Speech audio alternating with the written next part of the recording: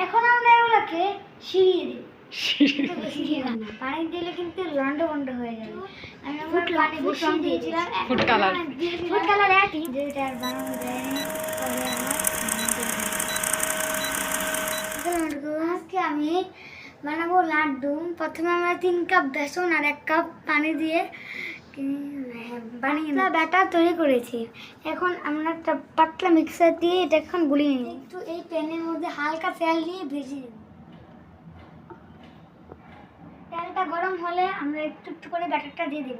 আর আপনারা কিন্তু আমার মতো ভুল করেন না, আমরা কিন্তু টেনে ব্যাটারটা পাতলা করে ফেলছি, আপনারা একটু ঘন করতে হবে। এখন আমরা ব্যাটারটা দিয়ে দিব। এখন ব্যাটারটা কিন্তু অনেক পাতলা হয়ে গেছে, একটু ঘন রাখতে হবে। এখন আমরা এগুলা উঠিয়ে নেব। এটা হয়ে গেছে।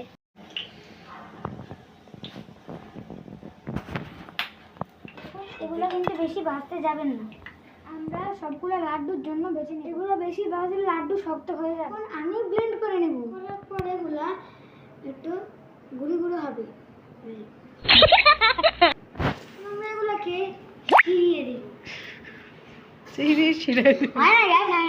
চিনি সারা চিনি 3 কাপ পানি নিয়েছি, দিয়েছি ফুড রং দিয়ে দিয়েছি, ফুড কালার একই। বেশি দিবেন না, পানি দিলে কিন্তু লন্ডভন্ড হয়ে যাবে। আমি একবার পানি বেশি দিয়েছিলাম, এত পরিমাণে দিয়েছিলাম যে এটা আর বানানো যায়নি। পরে আবার আমি ঘি দেব 6 চামচ। এখন সব ঢেলে দেব।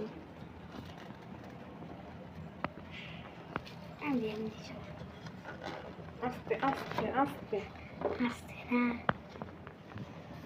এখন আমরা এগুলাকে ভেজে নেব।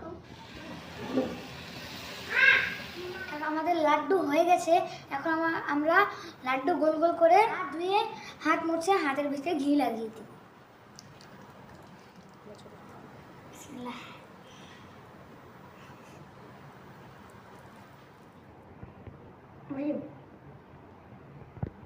সুন্দর হয় না,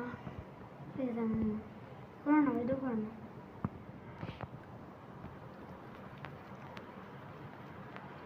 আমি বুঝি আসছি কেন।